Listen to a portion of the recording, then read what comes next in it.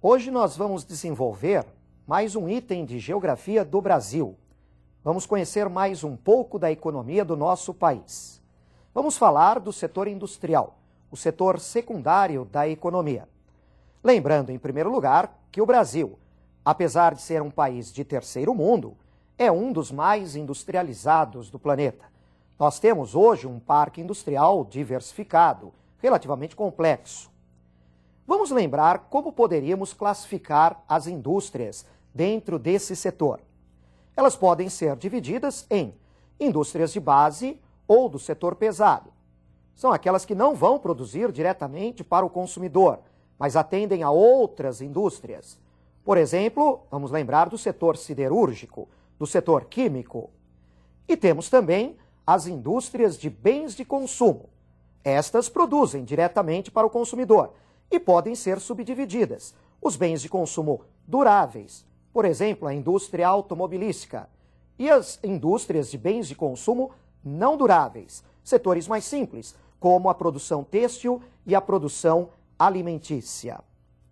Para analisarmos, inclusive, a distribuição da indústria no Brasil ou no mundo, precisamos lembrar dos fatores que são importantes para a localização dos centros industriais. Para conhecer esses fatores, nós preparamos um quadro. Vamos a ele, observem a tela. A proximidade de matérias-primas é importante, especialmente para alguns setores que trabalham com grandes quantidades de matérias-primas. A oferta de energia, indispensável. A indústria moderna, ela utiliza muito a energia, é um dos seus principais insumos. A mão de obra disponível para a indústria, de preferência que esteja próxima. O mercado consumidor, muito importante especialmente para as indústrias de bens de consumo. E a existência de uma boa rede de transportes, que vai permitir a movimentação das matérias-primas, da energia utilizada e da própria produção industrial. Além dos fatores que você acabou de ver nesse quadro, há outros que interessam as indústrias no mundo moderno. Por exemplo, a prática da isenção de impostos. A isenção total ou parcial de alguns impostos tem atraído empresas para o Brasil, por exemplo, ou para alguns estados em especial. É muito importante para essas empresas transnacionais que têm vindo se instalar no Brasil a possibilidade de ampliar o seu mercado de consumo. Não só o mercado consumidor brasileiro, mas também a venda para o mercado do Mercosul e as exportações para outros países. Importante lembrar também da legislação ambiental. Quando essa legislação ambiental é mais fraca, é mais tênue, isso acaba reduzindo os custos da empresa. Além disso, é importante, quando analisamos o setor industrial, entendermos a distribuição geográfica das indústrias. Nós vamos analisar isso no Brasil. Para verificarmos, então, os principais centros industriais do país, você vai me acompanhar em um mapa. Observem a sua tela. Nós temos aqui os principais centros industriais do país. O grande destaque, realmente, é a região sudeste. O estado de São Paulo concentra muitas indústrias. Na Grande São Paulo, no Vale do Paraíba, Baixada Santista, região de Campinas e Sorocaba.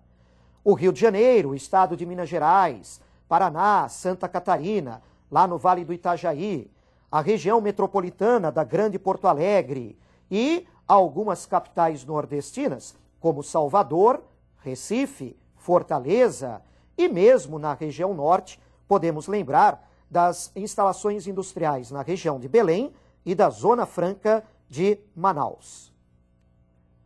Para conhecermos mais sobre a indústria brasileira, não só nos preocuparemos aqui com a distribuição dessas indústrias pelo território brasileiro, vamos lembrar também da evolução histórica do setor industrial no Brasil, desde o século XIX. Assim, você vai me acompanhar para analisarmos essa evolução industrial em alguns quadros que eu preparei. Vamos então ao nosso primeiro quadro. Observem a tela. A cafeicultura, fator importante na indústria do Brasil. Mas por que a cafeicultura?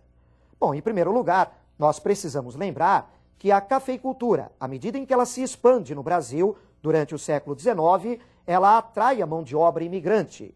Ela permite condições para uma expansão da malha ferroviária do país, melhoria de instalações portuárias como o Porto de Santos. Além disso, a concentração de capitais, o acúmulo de capitais. Mas o café vai ser importante também quando ele entra em declínio. À medida em que o café entra em crise no Brasil, após a crise de 29, da quebra da Bolsa de Valores de Nova York, percebe-se que a economia brasileira não pode ficar dependente de um único produto de exportação do setor primário, como o cultivo de café. Assim, os capitais acumulados passam a ser reorientados e investidos no setor industrial. Vamos agora a um segundo fator que interessa ao desenvolvimento da indústria no país. Observe a tela. As guerras mundiais. Por que as guerras mundiais acabaram interferindo na evolução industrial do Brasil? Ora, porque durante essas duas guerras mundiais, a Europa está em conflito e, assim, temos dificuldade em manter a importação dos produtos industrializados europeus. Vamos, então, procurar substituir esses produtos. É o que nós chamamos de uma política de substituição de importações, forçada pela ocorrência das guerras. Vamos agora a um terceiro fator que influenciou o nosso setor industrial. Os governos de Getúlio Vargas. Obviamente, você estuda com muita atenção os governos de Getúlio Vargas em história. Para nós, nessa aula de Indústria do Brasil, o que é importante lembrarmos do período de Getúlio Vargas? O desenvolvimento da indústria de base, da indústria pesada. Podemos lembrar de Getúlio Vargas dando início à implantação da primeira grande siderúrgica no país, a Companhia Siderúrgica Nacional, em Volta Redonda, e mais tarde a criação da Petrobras, dando um impulso ao setor petroquímico. Não foi apenas o governo de Getúlio Vargas importante para o setor industrial. Vejam o nosso próximo quadro. Governo de Juscelino Kubitschek. Juscelino Kubitschek implantou durante seu governo o plano de metas. A intenção do governo JK, através desse plano de metas, seria desenvolver a infraestrutura do país, infraestrutura energética, de transportes. Para isso, atrair investimentos de empresas estrangeiras, tanto no setor de base, dando continuidade ao que já havia feito Getúlio Vargas, mas também desenvolvendo, a partir daí, a indústria de bens de consumo duráveis. Lembre-se das primeiras montadoras se instalando no Brasil na época do governo JK. Agora vamos a mais um fato importante para o nosso desenvolvimento industrial. Observe. Os governos militares.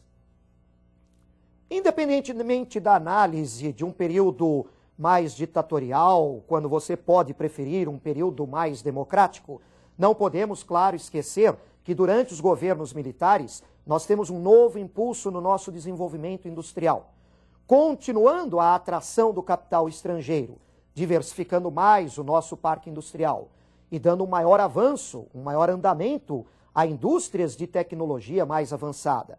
Vamos ter, portanto, uma evolução, por exemplo, do nosso setor aeronáutico, espacial e bélico. Agora me acompanhe na nossa próxima tela para entendermos um pouco mais do setor industrial brasileiro. Vejam comigo. Essa questão nós vamos analisar vai permitir você entender também a evolução industrial mais recente do Brasil. A globalização da economia mundial afetou a indústria no Brasil? Sim, e continua afetando. Vamos lembrar que com essa economia globalizada, com o avanço do neoliberalismo, nós temos uma série de acontecimentos que vão influenciar decisivamente na evolução recente de nossa indústria. Podemos lembrar, em primeiro lugar, da própria criação do Mercosul, desde as negociações iniciais ainda no governo Sarney. Por que a criação do Mercosul é importante para essa nossa evolução industrial recente? Ora, com a criação do Mercosul, as indústrias brasileiras têm a oportunidade de ampliar o seu mercado vendendo para os nossos parceiros do Mercosul, a Argentina, o Uruguai, o Paraguai. Mas, além disso, Não podemos esquecer também a concorrência das indústrias similares destes países. Temos então aí um aumento da concorrência com a formação do próprio Mercosul. Esse aumento de concorrência no setor industrial brasileiro vai ocorrer também com a progressiva abertura do mercado interno brasileiro, que até então estava ainda muito protegido. Desde os inícios da década de 90, do governo Collor, nós temos uma progressiva abertura do mercado interno, trazendo o produto importado que vai concorrer com o produto brasileiro. Essa economia neoliberal e essa economia globalizada vai trazer para o Brasil também uma série de outras indústrias multinacionais ou transnacionais que começam a se instalar no Brasil, como, por exemplo, um crescimento do setor automobilístico. Temos aqui uma evolução do número de empregos na indústria de transformação no país, considerando a década de 90. Nós falamos há pouco que o Brasil teve um crescimento industrial com a economia globalizada. Mesmo assim, você pode observar nesse gráfico que o número de empregos na indústria de transformação caiu durante a década de 90. Apesar do crescimento do setor industrial brasileiro nos anos 90, você observou essa queda do número de empregos na indústria de transformação. E isso por quê? Porque a indústria atual, para se manter competitiva, ela busca uma redução de custos e, com isso, também a redução do número de empregos. É uma indústria poupadora de mão de obra. Mas o setor industrial brasileiro continua se fortalecendo. A indústria naval, nesse início do século XXI, vem se recuperando. O setor têxtil voltou a crescer após a concorrência nos anos 90 com os produtos asiáticos.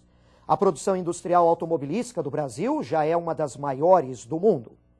O setor industrial brasileiro chega a incomodar países de primeiro mundo que começam a adotar taxas ou até mesmo cotas de importação, prejudicando as exportações de produtos industriais do Brasil. Por exemplo, a concorrência da siderurgia brasileira em relação à siderurgia norte-americana. Muito importante você manter a atenção com relação ao estudo da indústria brasileira para o seu vestibular. Nós vamos nos encontrar na próxima aula. Um grande abraço para você. Até mais.